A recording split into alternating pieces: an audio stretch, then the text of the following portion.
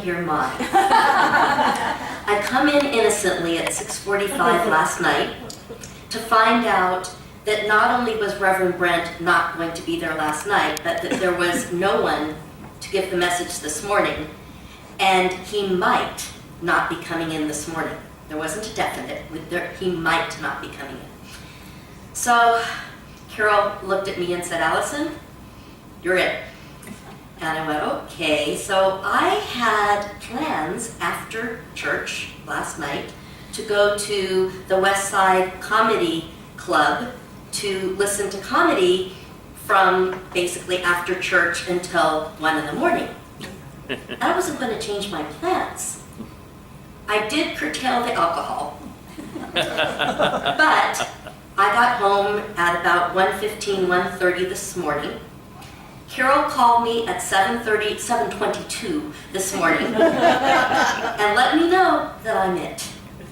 Fortunately, I didn't drink too much. I quickly threw on some clothes. I put on some makeup so I wouldn't scare you all away. And I spent 15 minutes Googling on the topic that I had come up with in my sleep, which is new beginnings. So I Googled new beginnings and came up with a series of quotes about new beginnings. And what I'm going to be doing is going through those quotes and giving you my thoughts on the different quotes. Before I do that, though, I must say there are absolutely no mistakes.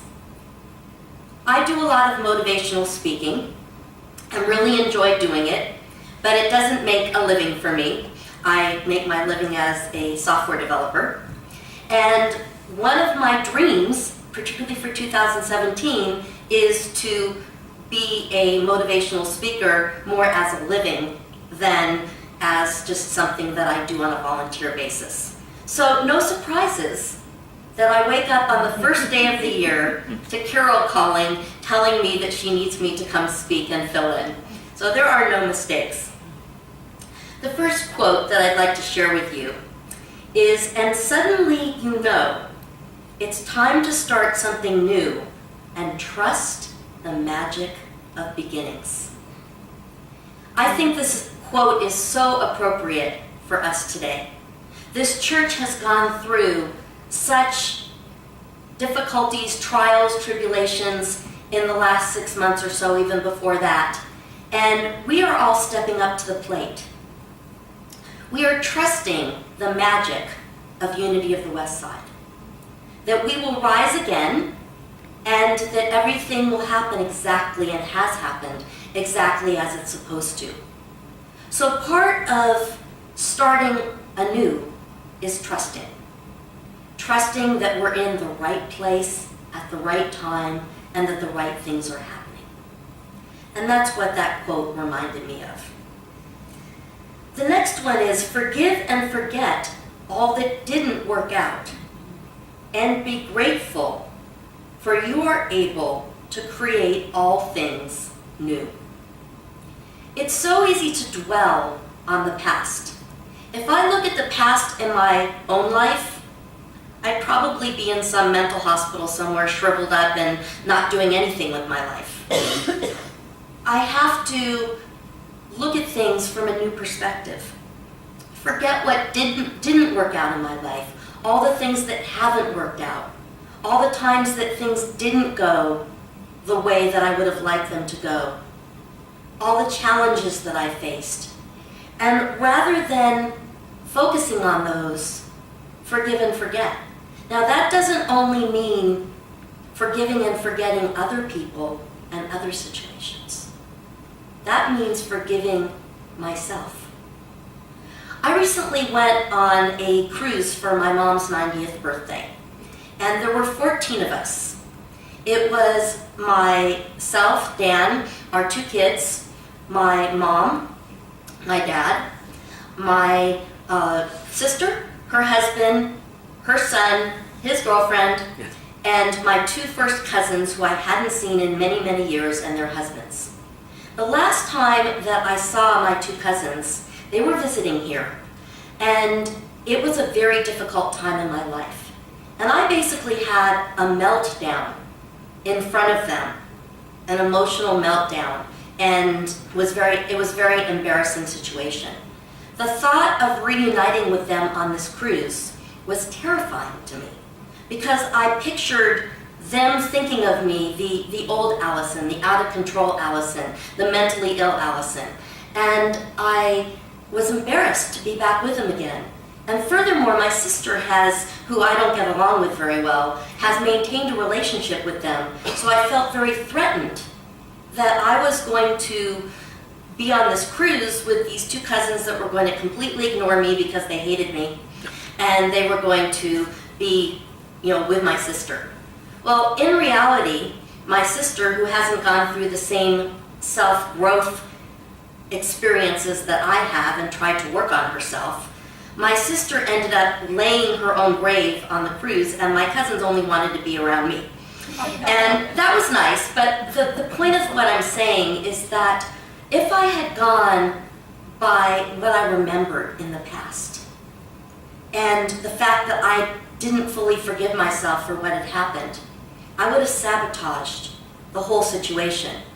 Instead, I had the most beautiful experience with my cousins. It was a relationship anew. It wasn't the relationship we had had. It wasn't the Alison that had been in a very sick situation. It was the Alison of today.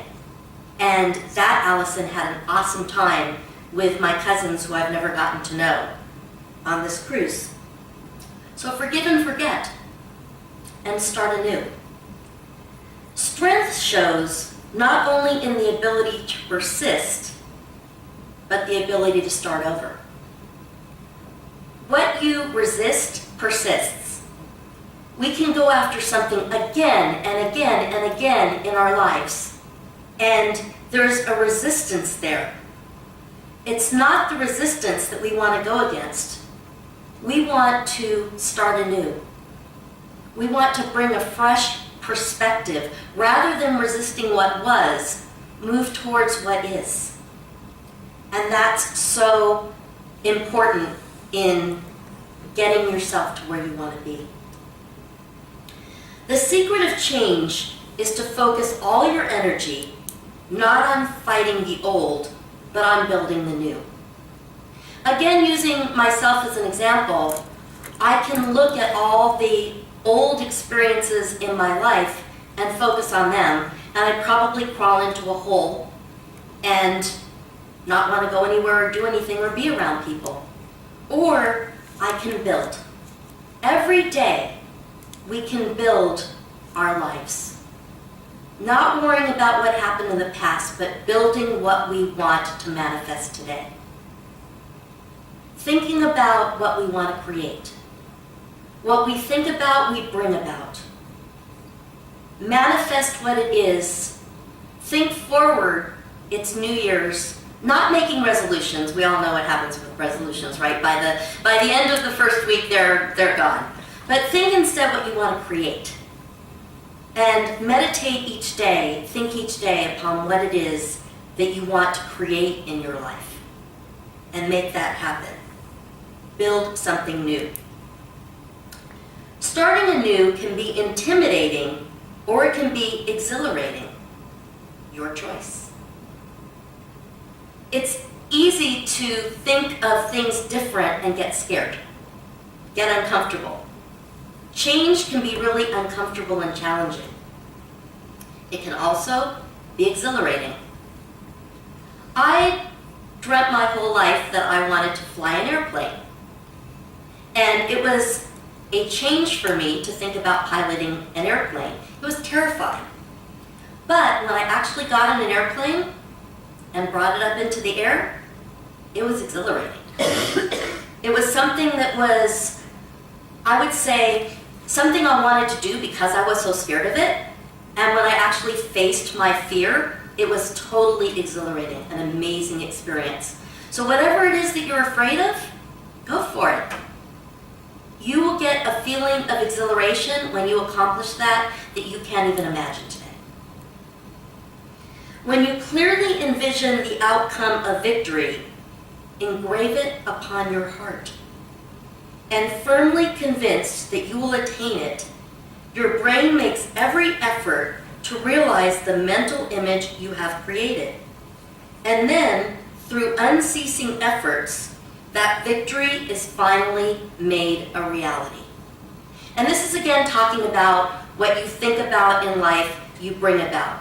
If you continue to put positive energy on something, it's going to manifest. So, make your dreams your realities. Don't make them, again, resolutions. Make them realities. Think about what it is that you want different in 2017. Think about the difference that you can make in the lives of others. Think about what you can do differently than you did yesterday that will cause your life to take a path that's slightly different or maybe dramatically different and will get you and those around you into better places. Never too old, never too bad, never too late, never too sick to start from scratch once again. I don't know about all of you, but I've started from scratch more times than I'd like to admit. And it's sometimes in that starting from scratch that amazing things happen. If life is easy, it's kind of boring. My life has been colorful because of the challenges that I've faced. And I've met people and had experiences that I never thought were possible because of the challenges that I faced. So remember, you're never too old. My mom is 90 and she's doing things for the first time. You're never too bad. You could have done things that you really regret, but you can do them differently. Never too late. It's never too late in your life to get something, to achieve something, to do something, to be something for somebody. It's never too late. And we're never too sick. We can always start again. My mom, I have to tell you this story on the cruise. So my mom, 90 years old, and my mom has always been very lucky. When she goes to gamble, she's not a big gambler, but she'll win $200, $100. She always comes back with more than she started with, which is, better than I can say. And so Dan and I were on the slot machine, and we put $20 in, it kept going up to 75, and then back down to 20, up to 75, back down to 20, and we were just sort of feeding it, and 2 hours later, we were down to 0, but we did on $20 last 2 hours. But I had a feeling about this machine, but I wasn't willing to put in more than $20. So my mom was on another machine, putting her money in. She had spent about $100 on that machine, and I went over, I said, that machine's not gonna go anywhere. I said, you gotta come over to this one. So she goes over to the other machine, and she puts in $20, and after about $8, she gets these 3 bonuses. And the 3 bonuses mean you get 15 free spins. So it started the 15 free spins, and about 5 into it, 3 more bonuses. That's another 15 spins. So another 3 or 4 into it, 3 bonuses. Another 15 spins. So my mom got 45 free spins. And we're just kind of watching. And my mom is kind of watching. And my mom's sitting there in her wheelchair, had been pressing the button, and she's just now watching. And it stopped. And at that point, the numbers for your winnings for that spin started to come up. 100, 200, 300. All of a sudden it said $971.25. Wow. Well, if you can imagine a 90-year-old woman in a wheelchair levitating out of her chair, that was my mom. She had never won that much before, and she was in heaven. But I had this image of my 90-year-old mom starting anew. Just a fresh perspective. It was so beautiful. Whoops, I'm going to fall off this bench. Today, forget your past.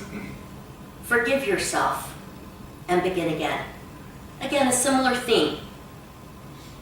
If we focus too much on what was, the mistakes that we made, we're not free. free to move forward. So it's so important to forget things about our past that don't serve us. Think about this church, for example. If we look at our past, and I don't know how many of you were here for, what was it, creating our... The Hop Cuff. Healing our past, creating our future. Healing our past, creating our future. As someone who's only been in this church for about a year and a half, I was appalled at what this church has been through. It's amazing that we're here today. But if we forget our past, forgive whatever has gone on, and move forward, that's where we can get to new heights. That last page turned is a perfect excuse to write a whole new book. Think about it. How did your year end? What is it that you'd like to leave behind so that you can write a new book? That book doesn't have to be based on anything that's already happened. It's based on what you want today. And each day in the year, you can rewrite that book again.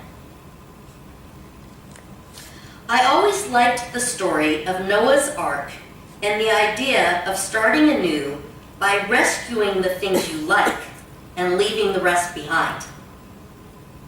It's so nice to realize that we can leave what we don't want behind. And we can find what it is in ourselves that we love, that we embrace, and we can get more of that. And what it is that you're challenged by, you can let that go and replace it with more of what you like. How to begin rebuilding your life from within. The first one, love yourself unconditionally. It's so easy to beat ourselves up. I'm really good at that. I don't know, are any of you good at beating yourselves up? Yeah, beating yourself up is easy. What I didn't remember to say in this talk, what I could have, should have, would have done. It's so easy to beat myself up. It comes naturally to me. To love myself is more challenging, but that's where the beauty is, in loving yourself. And when you love yourself, guess what? You can love those around you. If you don't love yourself, it's very difficult to love others around you. In 12-step, they say you cannot give what you do not have. So if you don't have that self-love, you can't expect to give it to anyone else. Release your bottled up emotions. Carol, you had some of those today, didn't you? I did. Release them. For me, every morning, I walk along the beach for a mile and a half, go to yoga, get out all my alms, and come back a mile and a half back to my house. And when I am done with that, I'm ready to start my day. Whatever it is that you do to release your bottled up emotions, get them out so that you can move on. Make time for long walks alone. Meditation does not have to be something that you do sitting in a silent place in your house or somewhere else. Meditation can be a walking experience. Wherever it is that you like to walk, for me it's the beach. Get yourself out there, walk, and think about what it is you want to create in your life. Avoid living beyond your means. That's a good one. How easy is it to make things important to us? Things are not what make us happy. I have two extremely wealthy in-laws, my mother-in-law and father-in-law. They're also two of the most unhappy people I've ever met. We can all live simply and be able to get happiness. We don't need to buy the toys to be happy. Nurture your inner strength. Inner strength is so important. It's so powerful. You've got it. Just tap into it. Stop apologizing for being you. That's a good one. I'm always apologizing. Oh, I'm sorry. I know I'm so difficult. Don't apologize for being you. You are you because you're supposed to be that way. And as long as you are doing your best and you're trying to make your own difference in the world, being you is perfect. Surround yourself with positive people. That's something that works really well for me. My friends, they may have problems. Some of them are also mentally ill. They have all sorts of different challenges in their life, but they're positive. They approach each day from a positive perspective. And embrace your situation, whatever it may be. Case in point, this church.